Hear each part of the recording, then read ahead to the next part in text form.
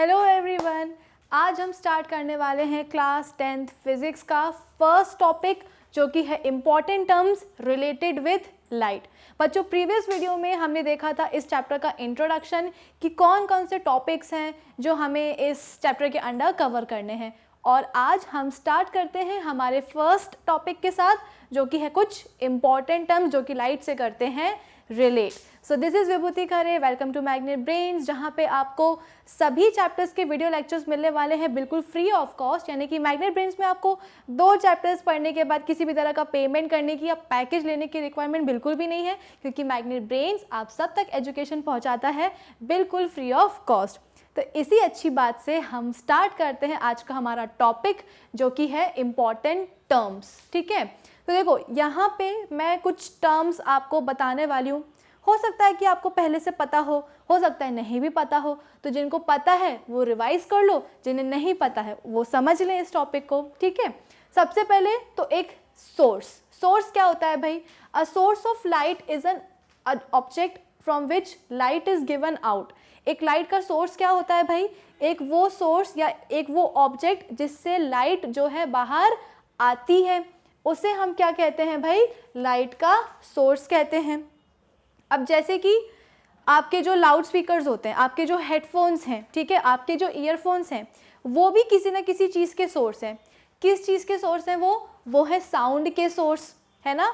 जब तक आप लाउड स्पीकर को ऑन नहीं करोगे तब तक आपको आवाज़ सुनाई देगी क्या? नहीं देगी। जब तक आप अपने हेडफोन्स या ईयरफोन्स नहीं लगाओगे तब तक आपको आवाज़ सुनाई देगी क्या? नहीं देगी। ठीक है, तो ये जो चीज़ें मैंने आपको बताई हैं ये क्या है? साउंड के सोर्स हैं। क्यों मैं बोल रही हूँ उनको साउंड के सोर्स? क्योंकि इनसे साउंड आ रही है। उसी के समान ऐसी चीज़ें, ऐसे ऑब्जेक्ट्स जिससे लाइट निकल के बाहर आती है उसे हम कहते हैं सोर्स ऑफ लाइट। ठीक, फिर इसके बाद में अब ये जो सोर्स ऑफ लाइट है are natural and many others are man made. कुछ नेचुरल भी होते हैं और कुछ ऐसे होते हैं जिनको हमने बनाया है, यानी कि मैन मेड होते हैं। फिर इसके बाद में the source of light are of 2 kinds. 2 type के होते हैं, ज़्यादा झंझट नहीं है, सिर्फ 2। एक है कौन से? सेल्फ ल्यूमिनस, और दूसरे हैं नॉन ल्यूमिनस। ठीक है, सेल्फ ल्यूमिनस का मतलब क्या है? जिनके पास उनकी एक खुद की लाइट है, आपको कहीं से ला करके उनको देनी नहीं पड़ती। ठीक है, या आप बोल सकते हो कि वो ग्लो करते हैं। ग्लो क्यों करते हैं? क्योंकि उनके पास खुद की एक लाइट होती है, जैसे कि हमारे सन, हमारे स्टार्स। ठीक है, स्काई में आपको सूरज दिखाई देता है, बिल्कुल देता है। क्यों दिखाई देता है? क्योंकि वो ग्लो करता है ना, वो शाइन करता है। क्यों शाइन कर पा रहा है? क्यों हम तक सनलाइट पहुंचा पा रहा है? क्योंकि उसके पास, सूरज के पास उसकी एक खुद की क्या होता है, बेसिकली वो एक सोर्स है। उसके पास उसकी खुद की एक लाइट है जो कि वो हम तक पहुंचाता है। तो सन या स्टार्स क्या है? ये है हमारे सोर्स ऑफ लाइट। कौन से सोर्स? सेल्फ ल्यूमिनस, उनके पास खुद की एक लाइट होती है। ठीक है, फिर इसके बाद में ये दोनों जो है ना, सन एंड स्टार्स, ये तो क्या हो गए? नेचुरल सोर्सेज हो गए। अभी मैंने आपको बताया था कि सोर्सेज कैसे होते हैं, नेचुरल भी होते हैं और मैन मेड भी होते हैं। नेचुरल मतलब क्या? कि जिसको हमने नहीं बनाया, वो ऑलरेडी नेचर में एग्जिस्ट करते हैं। और मैन मेड कौन से होते हैं? जिनको हमने बना करके उनको एग्जिस्ट कराया है नेचर में। क्लियर? तो सन और स्टार्स कौन से हो गए? Natural self luminous sources. फिर इसके बाद में जो आपको देखने को मिलता है अपने घरों में, ट्यूब लाइट्स, बल्ब्स, कैंडल्स, ठीक है, इलेक्ट्रिकल लैम्प्स, ये सब क्या एग्जाम्पल है?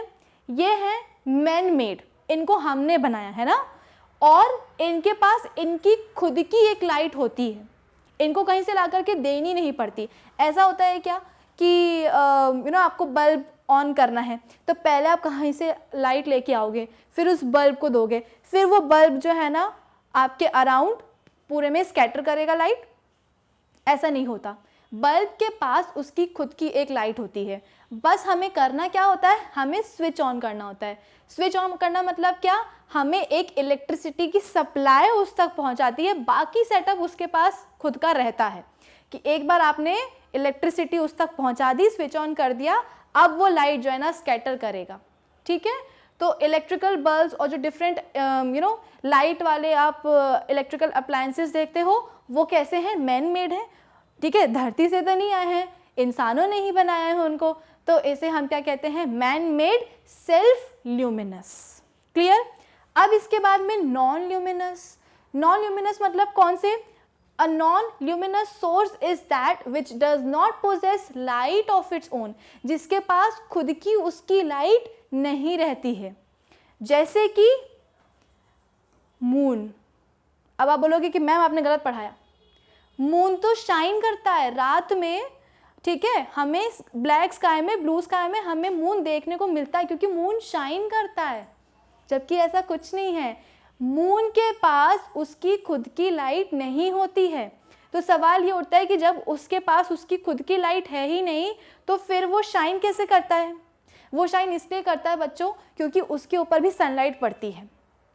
सनलाइट हमारे लिए बहुत इम्पॉर्टेंट है, एक मेजर सोर्स है एनर्जी का, लाइट का हमारे लिए, कौन, सन। तो सन ना सिर्फ हम तक अपनी सनलाइट पहुंचाता है बल्कि थोड़ी बहुत उधार के लिए मून को भी दे देता है।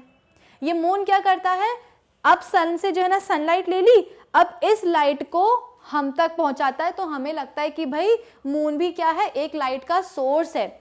सोर्स तो वो है लेकिन कैसा, नॉन ल्यूमिनस, यानी कि उसके पास खुद के पास उसकी लाइट नहीं थी, वो कहीं से लेकर आया है और फिर हम तक प्रोवाइड उसने किया है। क्लियर है आपको। फिर इसके बाद में अ बुक, अ टेबल और अ ह्यूमन बीइंग। आप बोलोगे कि मैम ये जो चीज़ें आपने बोली है, बुक, टेबल, चेयर, इनको हम कैसे मान लें कि ये नॉन ल्यूमिनस होते हैं, इनके पास खुद की इनकी लाइट नहीं होती। अच्छा, तो एक काम करो, अपने रूम में ये सारी चीज़ें रख दो, टेबल रख दो, चेयर रख दो, बुक रख दो, पेन पेंसिल, ठीक है, सब रख दो, और उस रूम में आप बिल्कुल कंप्लीटली डार्क कर लो, अंधेरा कर लो, एक बल्ब भी मत जलाने दो, और फिर उस रूम में जाकर के आप देखना, खुद भी बंद हो जाओ उस रूम के अंदर, और फिर जाकर के देखना क्या आपको बुक दिखेगी, क्या आपको टेबल दिखेगी, क्या आपको चेयर दिखेगी, बिल्कुल नहीं दिखेगी। क्यों? क्योंकि क्या हमारे बुक, टेबल, चेयर कभी ग्लो करते हुए देखा है क्या आप लोगों ने? नहीं देखा। इसीलिए तो मैंने आपको बताया कि ये क्या है, ये है non luminous source of light. ये ग्लो कब कर पाते हैं, या मैं ये बोल सकती हूँ कि ये हमें दिखते कब हैं, जब आप रूम की लाइट्स ऑन करोगे, ये लाइट्स उन पे पड़ेंगी, फिर ये लाइट उन पे पड़ने के बाद रिफ्लेक्ट होकर के हम तक पहुँचेंगी, ठीक है, रिफ्लेक्ट होकर के जब हम तक पहुँचेंगी तब जाकर के हमें ये चीज़ें दिखाई देंगी, वरना अंधेरे कमरे में तो ये हमें दिख ही नहीं रहे थे। तो ये भी क्या है, ये है सोर्स ऑफ लाइट, ठीक है, लेकिन नॉन ल्यूमिनस। मून की तरह इनके पास भी इनकी कोई लाइट नहीं होती है, लेकिन ये चमकते कैसे हैं, ग्लो कब करते हैं, जब आप अपने रूम की जो ट्यूबलाइट्स हैं, बल्ब हैं, उन्हें ऑन कर दो तो उनसे लाइट ले लेंगे और फिर हमको दे देंगे, तो हमको लगेगा कि अरे बुक तो चमक रही है। क्लियर है। उसी तरह से हम ह्यूमन बीइंग्स भी। अब आप बोलोगे कि मैम स्किन तो ग्लो करती है, बकवास बात है वो, ठीक है। जब आप एक कमरे में अकेले बैठे होते हो, अंधेरा है वो बिल्कुल कमरा, तो सामने से आने वाला इंसान आपको जब सामने से अगर कोई आपका फैमिली मेम्बर ही आ जाएगा तो क्या वो बोलेगा कि अरे तुम तो ग्लो कर रहे थे? बिल्कुल भी नहीं। हमारे पास भी हमारी कोई लाइट नहीं होती है, हम भी कहाँ से लेते हैं, अगर सनलाइट मिल रही है बाहर धूप में तो सनलाइट हम लेते हैं और फिर सामने वाले को रिफ्लेक्ट कर देते हैं, तो सामने वाला हमें देख पाता है। या अगर हम एक कमरे में हैं तो जो ट्यूबलाइट है, बल्ब है, उनसे लाइट लेंगे और फिर रिफ्लेक्ट कर देंगे दूसरों को। तो ये सब किसके एग्जाम्पल है बच्चों? Non luminous source of light के एग्जाम्पल हैं। ल्यूमिनस की, सेल्फ ल्यूमिनस की डेफिनेशन देख लो कि a self luminous source is that which possesses lights of its own. खुद की एक लाइट होती है, जैसे कि सन, स्टार्स, जो भी इलेक्ट्रिकल अप्लायंसेज हैं, लाइट, बल्ब वगैरह। और नॉन ल्यूमिनस कौन से सोर्सेज हैं? जो कि उनके पास उनकी खुद की कोई लाइट नहीं होती है, किसी और से लेते हैं। It receives light from an external source and then scatters it to the surrounding, और फिर बाद में सराउंडिंग में स्कैटर कर देते हैं, बिखेर देते हैं अपनी रोशनी। क्लियर है आप सबको? चलो, आई होप ये पॉइंट आपको क्लियर हुआ हो। अब हम बात करेंगे कुछ और टर्म्स की। ये आपको कुछ एनिमेशंस पिक्चर्स हैं आपके लिए।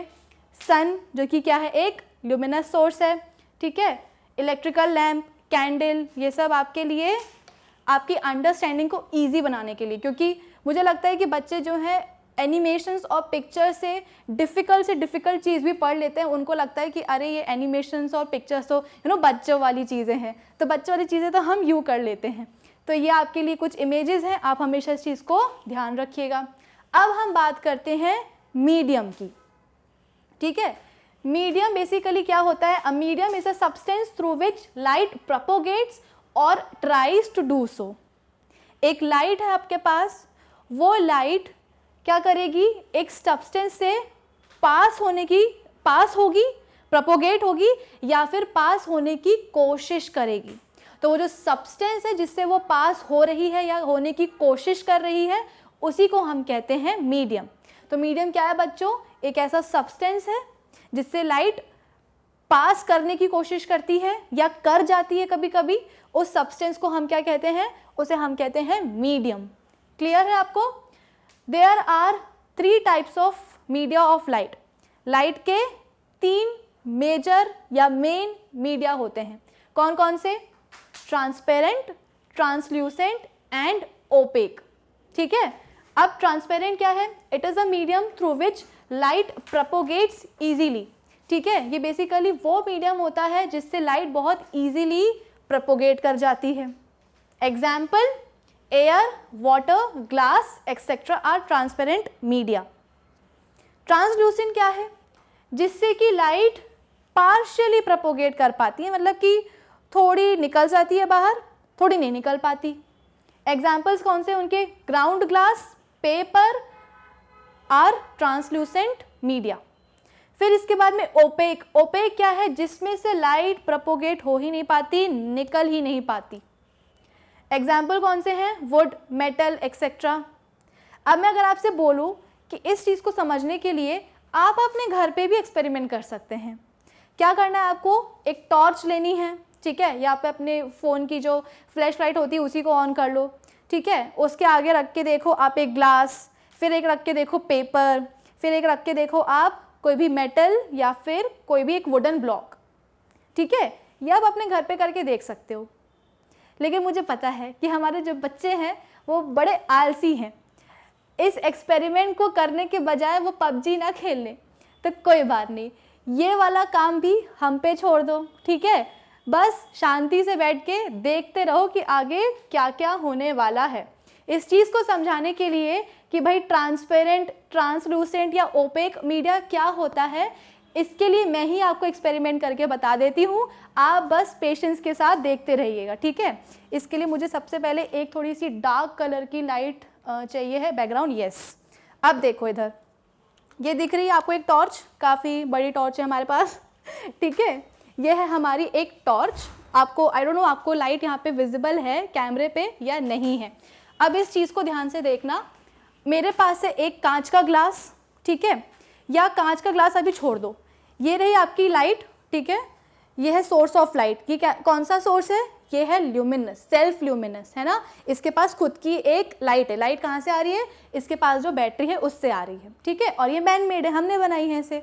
अब क्या हो रहा है, इस लाइट को अगर मैं सिंपली हवा में रखूँ, ठीक है, हवा में रखूँ, तो ये आपको दिख रहा होगा कि इससे लाइट निकल रही है और ये लाइट प्रोपोगेट भी हो रही है, आगे की तरफ बढ़ रही है। कहने को तो यहाँ पे कोई मीडिया नहीं है, लेकिन एक्चुअली में मीडिया है। कैसे? मेरे अराउंड एयर है, और एयर क्या है? एक मीडियम है। ऑब्वियसली बात है ना, मैं किसी वैक्यूम चैम्बर में तो नहीं खड़ी हूँ, मैं ऑक्सीजन इनहेल कर रही हूँ, कार्बन डाइऑक्साइड एक्सहेल कर रही हूँ। मतलब क्या कि मैं एक एयर वाले चैम्बर में खड़ी हूँ, एक ऐसा एरिया, एक ऐसा रूम जहाँ पे हवा है। तो अब जो मेरी लाइट होगी वो क्या करेगी? एयर में प्रोपोगेट कर सकती है, ठीक है। टॉर्च यहाँ है, इसकी लाइट यहाँ से निकल रही है। अब अगर मैं इतने दूर भी जाऊँगी तो भी मुझ तक ये लाइट पहुँचेगी। कैसे पहुँच रही है? एयर मीडियम के थ्रू पहुँच रही है। क्या ये एयर मीडियम किसी भी तरह से मेरी जो टॉर्च की जो रोशनी है, लाइट है, इसको ब्लॉक कर रहा है? बिल्कुल भी नहीं कर रहा। क्यों? कैसे आपको समझ में आया?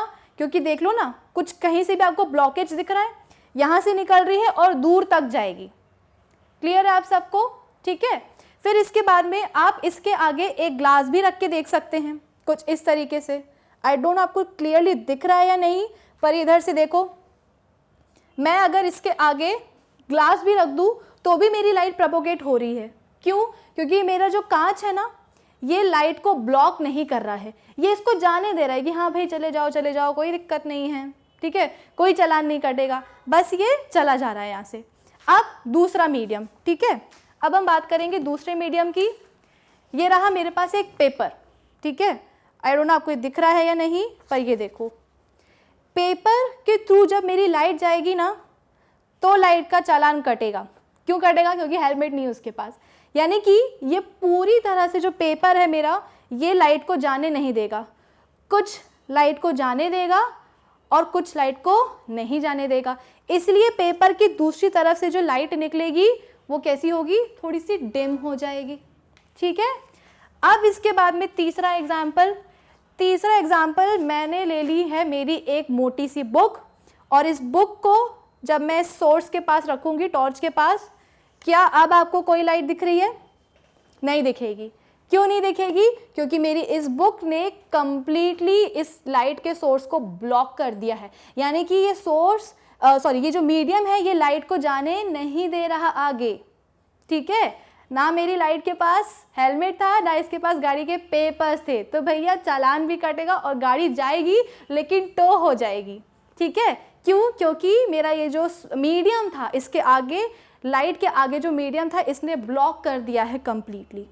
अब आपको समझ में आया कि मैं आपको क्या बताना चाह रही थी। हम अपनी स्लाइड्स पे दोबारा आ जाते हैं। ये एक मिनट।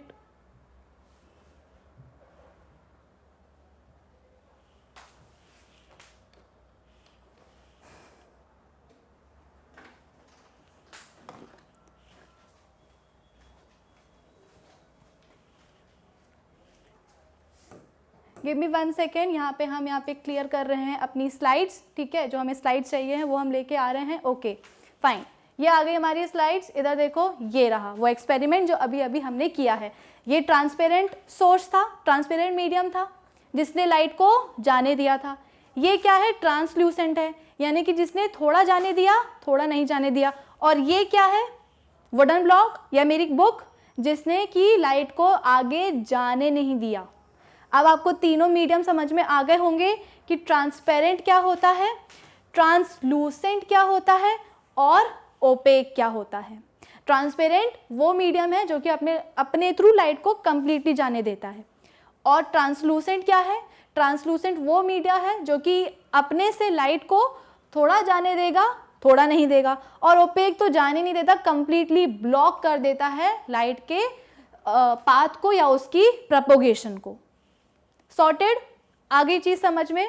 अब तो किसी को किसी तरह का डाउट नहीं होगा कि क्या होते हैं तीनों मीडियम। एक्सपेरिमेंट करके बता दिया, और अगर अभी भी दिल ना भरा हो तो खुद भी कर सकते हो। ठीक है। थोड़ा सा टाइम निकाल लेना अपनी गेम से।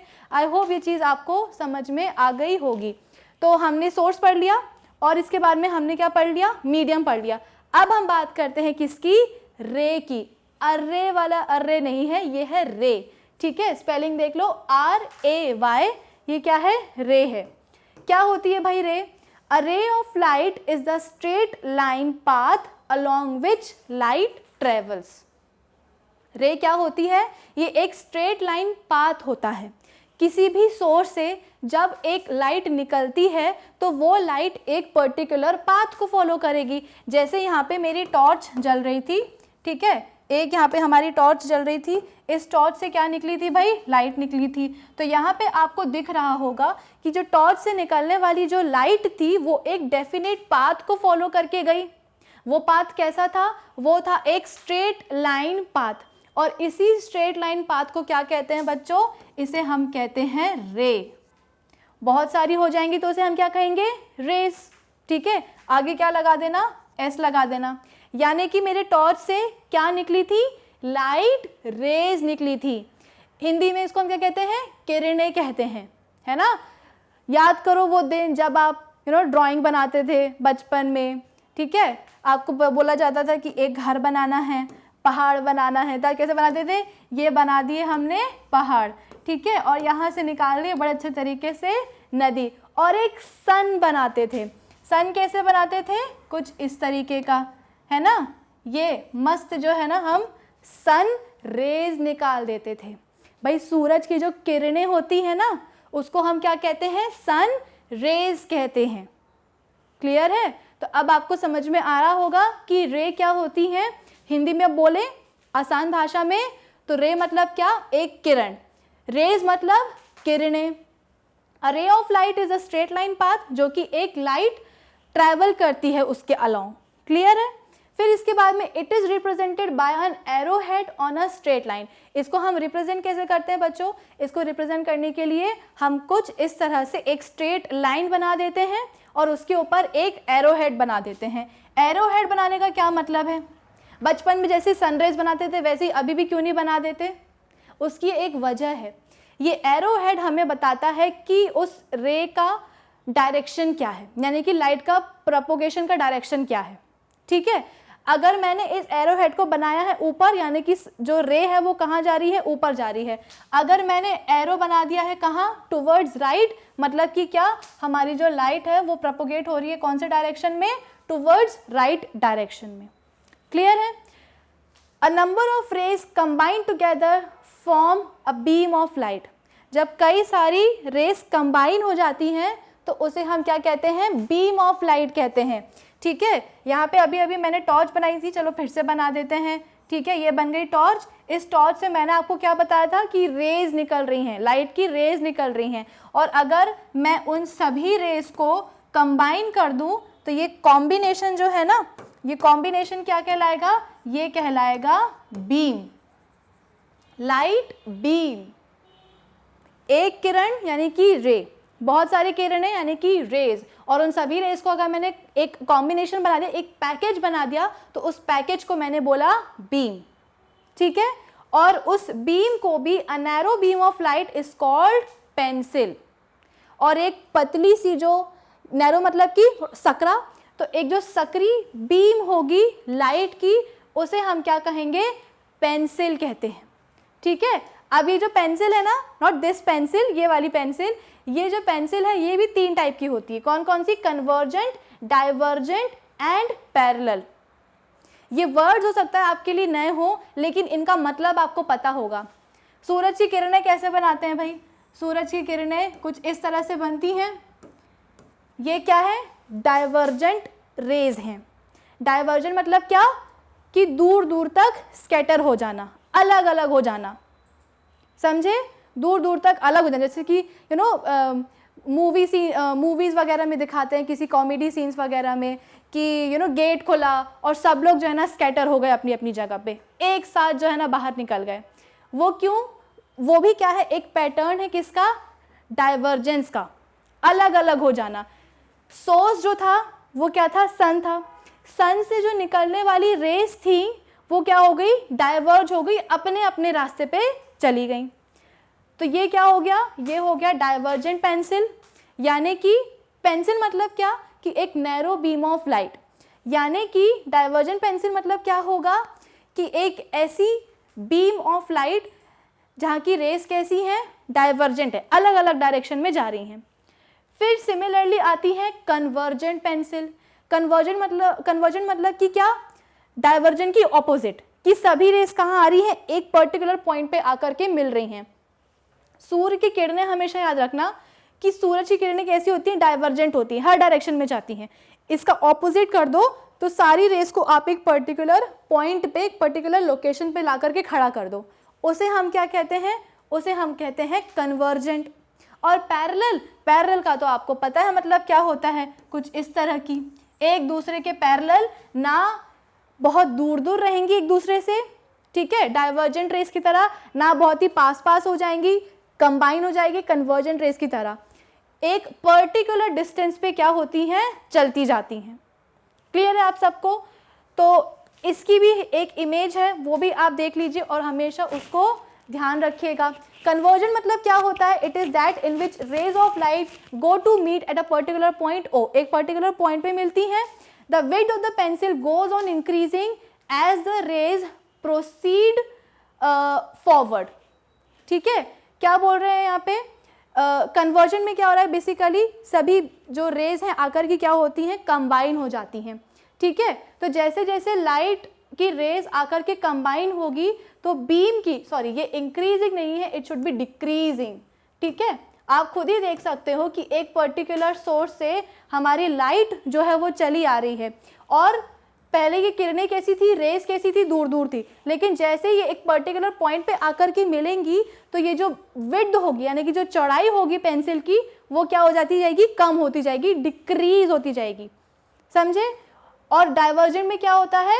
इंक्रीज होती जाती है। क्यों? सूर्य की किरणें बना दो, ये देखो अब ये जो पूरी पेंसिल की जो विड्थ है, जो चौड़ाई है, वो बढ़ती जा रही है। क्लियर? और पैरेलल में क्या होता है?